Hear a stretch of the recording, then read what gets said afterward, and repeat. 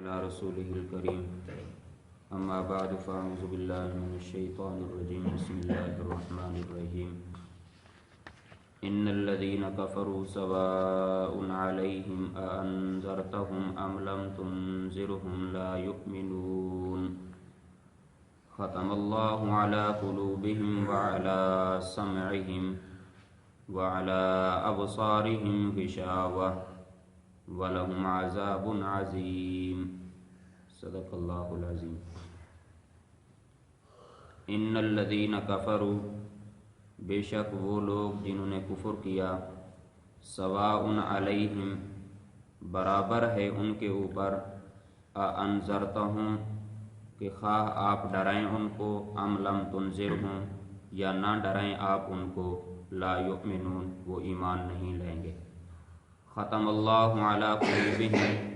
مہر لگا دی اللہ تعالیٰ نے ان کے دلوں کے اوپر، وعلی سمعہم، اور ان کے کانوں کے اوپر، وعلی ابصارہم غشاوہ، اور ان کی آنکھوں کے اوپر پردہ ہے، ولہم عذاب عظیم، اور ان کے لیے بہت بڑا عذاب ہے۔ ہدایت اور گمراہی کے اعتبار سے انسانوں کے تین گروہ ہیں۔ ایک گروہ وہ ہوتا ہے جو ہدایت کو زبان سے بھی مانتا ہے، زبان سے بھی اقرار کرتا ہے اور دل سے بھی مانتا ہے، اس کو مومن اور متقی کہا جاتا ہے، جن کا بیان پچھلی آیات کے اندر آ چکا ہے۔ دوسرا گروہ وہ ہوتا ہے جو زبان سے بھی انکار کرتا ہے، دل سے بھی انکار کرتا ہے، جس کو کافر کہا جاتا ہے، جن کا بیان انہی دو آیات کے اندر آ رہا ہے۔ تیسرا گروہ وہ ہوتا ہے جو زبان سے اقرار کرتا ہے لیکن دل سے انکار کرتا ہے، ان کو منافق کہا جاتا ہے، اور اگلی 13 آیات کے اندر ان منافقین کا تذکرہ آ رہا ہے، کیونکہ منافقت کفر سے بھی بڑھ کر زیادہ خطرناک چیز ہے، اس وجہ سے اللہ تعالیٰ نے اس کا تذکرہ بھی زیادہ آیات کے اندر کیا ہے۔ یہاں سے دوسرا گروہ، یعنی جو زبان سے بھی انکاری اور دل سے بھی انکاری ہے، جن کو کافر کہا جاتا ہے، ان کا بیان ہے۔ فرمایا ان الذین کفروا، بے شک وہ لوگ جنہوں نے کفر کیا، ان کے اوپر برابر ہے کہ آپ ان کو ڈرائیں یا نہ ڈرائیں، وہ ایمان نہیں لیں گے۔ کفر کس کو کہتے ہیں؟ التکذیب بما جاء بہ النبی صلی اللہ علیہ وسلم۔ کفر کا معنی ہے اس چیز کو جھٹلانا جو نبی کریم صلی اللہ علیہ وسلم لے کر ہے۔ تکذیب کا معنی ہوتا ہے دوسرے کو جھوٹا قرار دینا۔ دیکھیں کفر کتنی گندی اور خطرناک چیز ہے کہ کافر کیا کہتے ہیں کہ جو کچھ اللہ نے فرمایا جھوٹ فرمایا، جو کچھ اللہ کے نبی لے کر آئے، نعوذ باللہ، اللہ کے نبی صلی اللہ علیہ وسلم کو بھی جھوٹا قرار دینے سے نہیں رکتے۔ کفر کا معنی تکذیب، تکذیب کا معنی دوسرے کو جھوٹا قرار دینا کہ فلاں آدمی جو بات کر رہا ہے وہ اس بات کے اندر جھوٹا ہے۔ اب ہم مسلمانوں کے لیے اس معنی کے اندر بہت بڑی غیرت کا تقاضا ہے کہ کافر ہمارے اللہ کو جھوٹا کہیں، کافر ہمارے نبی کو جھوٹا کہیں، لیکن اس کے باوجود بھی ہم اپنے رسم و رواج، اپنی شادی غمی کے موقع کے اوپر کافروں کے رسم و رواج کو، ان کے طریقہ کو، ان کی شکل و صورت کو اپناتے ہیں۔ اپنے بچوں کے اندر دیکھ لیں، اپنے خود وجود کے اوپر دیکھ لیں، اپنے ماحول کے اندر دیکھ لیں، یہ پینٹ کہاں سے آئی، یہ یہودیوں والی داڑھی کے سٹائل آج کل نکلے ہوئے ہیں، یہ کہاں سے آئے، اور یہ دوسری بہت ساری ایسے انگریزوں کی، کفار کی بہت ساری عادات اور ان کی رسم و رواج ہم مسلمانوں کے اندر آ گئی۔ وہ ہمارے اللہ اور ہمارے نبی کو جھوٹا کہنے سے نہیں رکتے، اور ہم ان کی باتیں اور ان کی عادتیں بڑی خوشی سے اپناتے ہیں۔ قیامت کے دن ہم اپنے نبی کو کس منہ سے ہم اپنے نبی کے سامنے جائیں گے، کس منہ سے ہم اپنے نبی کے ہاتھوں سے حوض کوثر لیں گے؟ تو ہمیں مسلمانوں کو غیرت کرنی چاہیے کہ اپنے نبی صلی اللہ علیہ وسلم کے طریقے کو اپنانا چاہیے، کفار کے طریقے سے باز آنا چاہیے۔ تو کفر کا معنی ہے تکذیب کرنا، جھٹلانا، کہ ایمانیات کا انکار کر دینا، جو کچھ اللہ کے نبی اللہ کی طرف سے لے اس کا سرے سے انکار کر دینا کہ یہ سب جھوٹ ہے، یہ کچھ نہیں ہے، قرآن کچھ نہیں ہے، حدیث کچھ نہیں ہے، قیامت کچھ نہیں ہے، فرشتے کچھ نہیں ہیں، ان چیزوں کا انکار کرنا، اس کو کفر کہا جاتا ہے۔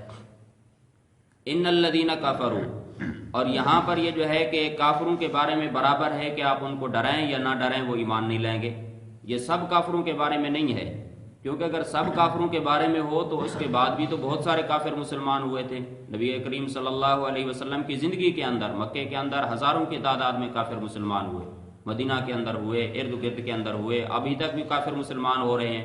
تو اب الذین سے مفسرین نے لکھا ہے کہ متعین کافر مراد ہیں، سب کافر مراد نہیں ہیں، اور یہ اس سے مراد وہ متعین کافر ہیں کہ جو ضد اور عناد کی وجہ سے اپنے کفر کے اوپر اتنے اصراری ہیں، کفر کے اوپر اتنے جمے ہوئے ہیں کہ اپنا جینا، اپنا اوڑھنا، اپنی زندگی موت کا فیصلہ کفر پر جینے مرنے کا کر لیا ہے، کہ بالکل ضد کے اوپر آ گئے ہیں کہ ہم نے کبھی بھی کسی صورت کے اندر نبی علیہ الصلوۃ والسلام کی بات کو نہیں ماننا، ہم نے مرنا بھی کفر کے اوپر ہے، جینا بھی کفر کے اوپر ہے، بس اسلام کو نقصان ہی نقصان پہنچانا ہے۔ اور اللہ تعالیٰ کے علم کے اندر ہے کہ فلاں فلاں کافر جو ہیں ان کو موت جتنا بھی ان کو سمجھایا جائے ان کو اسلام نصیب نہیں ہوگا، ان کو کفر کی حالت کے اندر موت آئے گی۔ یہاں پر وہی متعین کافر مراد ہیں، جس طرح ابو جہل ہو گیا، ابو لہب ہو گیا، عتبہ ہو گیا، شیبہ ہو گیا، یہ بڑے بڑے کافر اس سے مراد ہیں جو متعین ہیں، جو ضدی اور عنادی کافر تھے۔ تو باقی سب کافر مراد ہیں۔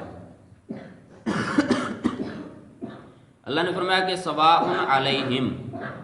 آپ کا ڈرانا اور نہ ڈرانا ان کے اوپر برابر ہے۔ یہ نہیں فرمایا کہ سواء علیک کا آپ کے اوپر برابر ہے کہ آپ ان کو ڈرائیں یا نہ ڈرائیں، اس کا فرق ہے۔ فرق اس طرح ہے کہ ایک آدمی ہوتا ہے جو دوسرے کو سمجھاتا ہے، ڈراتا ہے اور تبلیغ کرتا ہے، تو ایک عمل اور ایک فعل اسی سمجھانے تبلیغ کرنے والے مبلغ کا ہوتا ہے، اور دوسرا عمل اور دوسرا فعل جن لوگوں کو ڈرایا جائے ان کا ہوتا ہے۔ اب ڈرانے والے کا اور مبلغ کا اور سمجھانے والے کا فعل ہے کہ وہ ان کو سمجھائے، ان کو بات ان تک پہنچائے، ان کو ڈرائے، تبلیغ کرے ان کو، ایک عمل اس کا عمل یہ ہے۔ اب آگے سامع جو ہیں وہ اس کی بات کو مانیں یا نہ مانیں، عمل کریں یا نہ کریں،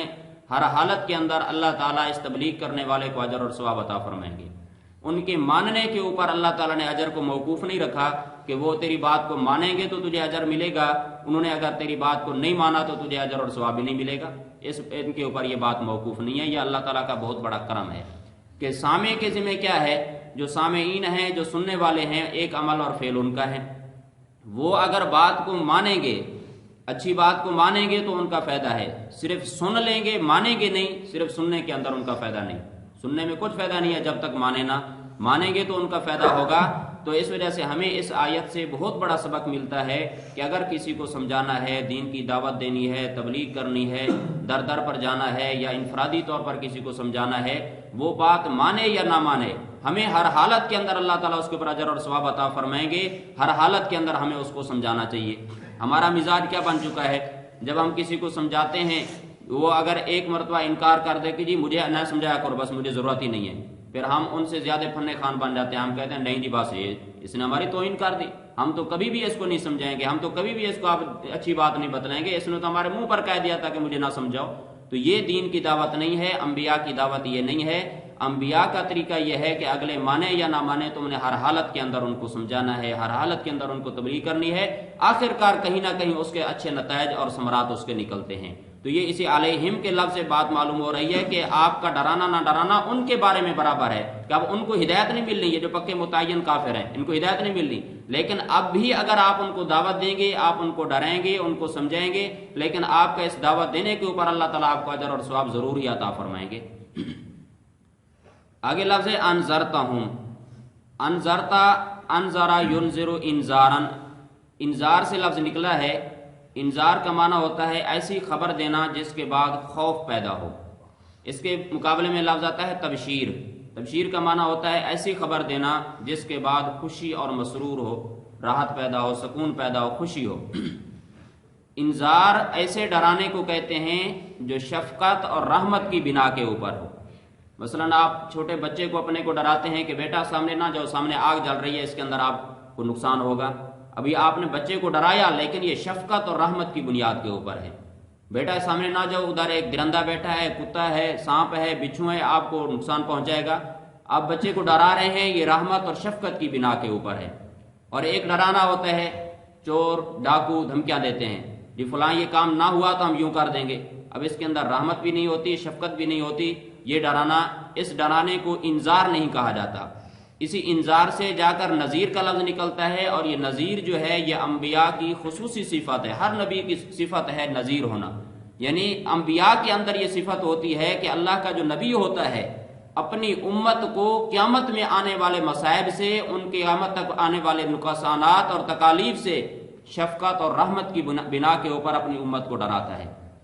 کہ یہ کام کرو، یہ کام نہ کرو، اگر تم نے ہماری بات کو مانا تو قیامت کے عذاب سے بچ جاؤ گے، جہنم کے عذاب سے بچ جاؤ گے، قبر کے عذاب سے بچ جاؤ گے۔ تو یہ نبی جو ڈراتا ہے یہ رحمت اور شفقت کی بنا کے اوپر ہوتا ہے۔ تو ہماری تبلیغ کے اندر بھی، ہماری دعوت کے اندر بھی رحمت بھی ساتھ ہونی چاہیے، شفقت بھی ساتھ ساتھ ہونی چاہیے۔ ہماری عادت تو یہی ہے کہ کوئی اگر ہمیں تھوڑا سا کچھ باتیں سنا دے، کوئی پتھر مار دے، کوئی دھکے دے دے، ہم دوبارہ اس کو دعوت بھی نہیں دیتے، دوبارہ ہم اس کے دروازے کے اوپر بھی نہیں جاتے۔ انبیاء کی دعوت یہ نہیں ہے۔ نبی کریم صلی اللہ علیہ وسلم کو دیکھیں، اللہ تعالیٰ نے کیا فرمایا، لعلک باخع نفسک الا یکونوا مؤمنین، کہ اے پیغمبر کہیں ایسا نہ ہو جائے کہ اب آپ اپنے آپ کو اس بات کے اوپر ہلاک کر دیں کہ یہ مومن کیوں نہیں ہوتے۔ یعنی درد ہوتا ہے نبی کی دعوت کے اندر، نبی کی دعوت کے اندر ایک رحمت ہوتی ہے، شفقت ہوتی ہے، جذبہ ہوتا ہے۔ اب دیکھیں آپ کا بیٹا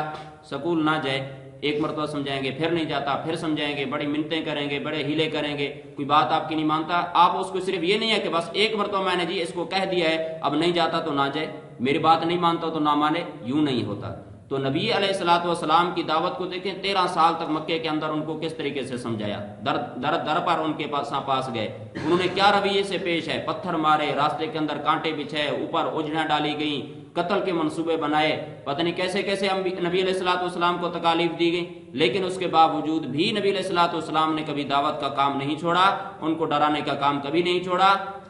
تو اس وجہ سے ہمارے بھی ذمہ یہی ہے کہ رحمت اور شفقت کی بنا کے اوپر دوسروں کو سمجھائیں، کہ اس کے اندر رحمت بھی ہو، شفقت بھی ہو، محبت بھی ہو، درد بھی ہو اس کے اندر، کہ کسی طریقے سے یہ اللہ کے راستے کے اندر آ جائے، کسی طریقے سے یہ نمازی بن جائے، کسی طریقے سے یہ قرآن پڑھنے والا بن جائے، کسی طریقے سے اس کے چہرے کے اوپر نبی علیہ الصلوۃ والسلام کی سنت سج جائے۔ تو ہمیں یہ کام کرنا ہے۔ اسی انذار کے لفظ کا یہی معنی ہے کہ رحمت اور شفقت کی بنا کے اوپر کسی کو سمجھانا۔ انذرتہم ام لم تنذرہم لا یؤمنون، آپ ان کو ڈرائیں یا نہ ڈرائیں وہ ایمان نہیں لائیں گے، کسی صورت کے اندر بھی انہوں نے ایمان نہیں لانا۔ تو اللہ تعالیٰ نے ان کافروں کے بارے کے اندر یہ بتلا دیا کہ اب ان کو کبھی کسی صورت کے اندر بھی ایمان نصیب نہیں ہونا۔ اب آگے اللہ تعالیٰ نے ان کی سزا کا بیان کیا ہے۔ پیچھے مومنین اور متقین کا بیان آیا تھا، تو ذالک الکتاب لا ریب فیہ ھدی للمتقین، قرآن متقین کے لیے ہدایت تھا، متقین کی صفات بیان آئیں اور ان کے نتیجے اور ثمرے کا بیان ہوا تھا۔ ایک ان کے دنیاوی ثمرے کا بیان تھا اور ایک ان کے اخروی ثمرے کا بیان تھا۔ آگے اللہ تعالیٰ ان کافروں کے بھی ثمرے اور نتیجے کا بیان فرما رہے ہیں، اور ان کے بھی ایک دنیاوی ثمرہ ہے ان کے لیے اور ایک ان کا اخروی ثمرہ ہے۔ اللہ نے فرمایا ختم اللہ علی قلوبہم، مہر لگا دی اللہ تعالیٰ نے ان کے دلوں کے اوپر، وعلی سمعہم، اور ان کے کانوں کے اوپر، وعلی ابصارہم غشاوۃ، اور ان کی آنکھوں کے اوپر پردہ ہے۔ یہاں پر ایک بات سمجھ لیں، تلاوت کرتے وقت انسان کو ختم اللہ علی قلوبہم وعلی سمعہم یہاں پر وقف کرنا چاہیے، پھر آگے وعلی ابصارہم غشاوۃ اس کو علیحدہ پڑھنا چاہیے، یا اس کے ساتھ ملائیں تو وقف پھر وعلی ابصارہم غشاوہ کے اوپر کرنا چاہیے، یوں نہیں پڑھنا چاہیے کہ ختم اللہ علی قلوبہم وعلی سمعہم وعلی ابصارہم غشاوہ، یوں نہیں کرنا چاہیے، کیونکہ اللہ تعالیٰ نے یہاں پر جو مہر کا بیان کیا ہے وہ مہر ان کے دلوں کے اوپر اور ان کے کانوں کے اوپر ہے، اور جو پردے کا بیان کیا ہے وہ ان کی آنکھوں کے اوپر ہے۔ اگر ہم یوں تلاوت کریں کہ ختم اللہ علی قلوبہم، وقف کر دیا، وعلی سمعہم وعلی ابصارہم غشاوہ، معنی ہو جائے گا کہ ان کے دلوں کے اوپر مہر ہے اور ان کے کانوں کے اوپر اور ان کی آنکھوں کے اوپر پردہ ہے، بالکل معنی غلط ہو جائے گا۔ اس وجہ سے یہاں پر وقف نہیں کرنا چاہیے۔ اللہ تعالیٰ نے یہ ان کی دنیا کی، کافروں کی دنیا کی سزا بیان کی کہ اللہ تعالیٰ نے کافروں کے دلوں کے اوپر اور ان کے کانوں کے اوپر مہر لگا دی ہے۔ مہر لگانے کا مقصد یہ ہوتا ہے کہ جس چیز کے اوپر مہر لگائی جائے اب کوئی چیز اس کے اندر داخل نہیں ہو سکتی۔ تو اب جب ان کافروں کے دلوں کے اوپر اور ان کی آنکھوں کے اوپر مہر لگ چکی ہے، ان کے کانوں کے اوپر مہر لگ چکی ہے، تو اب ہدایت والی بات آپ جتنا بھی ان کو سمجھائیں گے تو ہدایت والی بات بھی ان کے دل کے اندر داخل نہیں ہوگی اور ان کو آنکھوں سے نظر نہیں آئے گی، کسی صورت کے اندر بھی یہ ہدایت کو قبول نہیں کریں گے۔ اور پردے کا کہا اللہ تعالیٰ نے، آنکھوں کے ساتھ پردے کا تعلق قائم کیا کہ آنکھوں کے اوپر اللہ تعالیٰ نے ان کے اوپر پردہ ڈال دیا، کیونکہ پردہ ایک ایسی چیز ہے، اگر میری آنکھوں کے سامنے پردہ آ جائے تو میں کسی چیز کو دیکھ نہیں سکتا، اگر کان پر پردہ آ جائے تو میں سن سکتا ہوں، دل کے اوپر پردہ آ جائے تو میں سمجھ سکتا ہوں، کیونکہ دل تو ہے بھی ویسے پردے کے اندر، تو اس کے اوپر کتنے پردے ہیں پھر بھی سمجھتا ہے انسان۔ تو اللہ جو چیز کانوں کے اور دل کے مناسب تھی وہ تھی مہر، کہ پردے کے چاہے جتنے بھی پردے لٹکا دو پھر بھی کان سنے گا، پھر بھی دل سمجھے گا، لیکن وہاں پر مہر کی ضرورت تھی تو اللہ تعالیٰ نے وہاں پر مہر کا بیان کیا کہ ان کے اوپر مہر لگا دی ہے۔ اور آنکھیں صرف پردہ ان کے سامنے آ جائے تو آنکھیں کسی چیز کو دیکھ نہیں سکتی، تو اللہ تعالیٰ نے صرف پردے کا بیان کر دیا کہ ان کی آنکھوں کے اوپر پردہ ہے، تو اب یہ کسی چیز کو دیکھ بھی نہیں سکتے، تو اللہ تعالیٰ نے اسی کے مناسب اللہ تعالیٰ نے سزا کا بیان کیا ہے۔ پھر یہ جو اللہ تعالیٰ نے مثال دی ہے کہ ان کی دل کے اوپر، ان کی کانوں کے اوپر مہر، آنکھوں کے اوپر پردہ، یہ تمثیلات ہیں، مثالیں ہیں۔ یہ نہیں ہے کہ آپ ان کے کانوں کے اوپر یہاں پر ٹھپا لگا ہوا ہے ہمیں نظر آ رہا ہو، آنکھوں کے سامنے کوئی کپڑے کا پردہ لٹکا دیا اللہ تعالیٰ نے ان کے اوپر، یوں نہیں ہے۔ ان کی آنکھیں بھی ظاہر ہیں اسی طریقے سے ہیں، کان بھی اسی طریقے سے ہیں، دل بھی اسی طریقے سے ہیں۔ یہ تمثیلات ہیں کہ گویا کہ ان کے اوپر اللہ تعالیٰ نے ایسی مہر لگا دی ہے کہ اب یہ کسی حق بات کو نہ سمجھ سکتے ہیں، نہ حق بات کو قبول کرنے کی ان کے اندر صلاحیت ہے۔ یہ تمثیلات ہوتی ہیں۔ اب یہاں پر ایک سوال ہوتا ہے، چھوٹا سا سوال ہے تو نہیں، ویسے شاید کسی کے ذہن میں آ رہا ہو تو اس کا جواب بھی عرض کر دوں کہ جی جب اللہ تعالیٰ نے ان کے دلوں پر اور ان کے کانوں کے اوپر مہر لگی ہے، ان کے آنکھوں کے اوپر اللہ تعالیٰ نے پردہ ڈال دیا ہے، اب یہ کافروں کا کیا قصور ہے کہ یہ سزا کے مستحق بن گئے، ان کو سزا مل رہی ہے؟ مہر تو اللہ نے لگا دی ہے، پردہ تو اللہ تعالیٰ نے ان کے آنکھوں کے اوپر ڈال دیا ہے۔ یہ سوال چھوٹا سا کسی کے ذہن میں پیدا ہو سکتا ہے، تو اس کا جواب مفسرین نے یہ بیان کیا ہے کہ یہ جو اللہ تعالیٰ نے یہاں پر بیان کیا،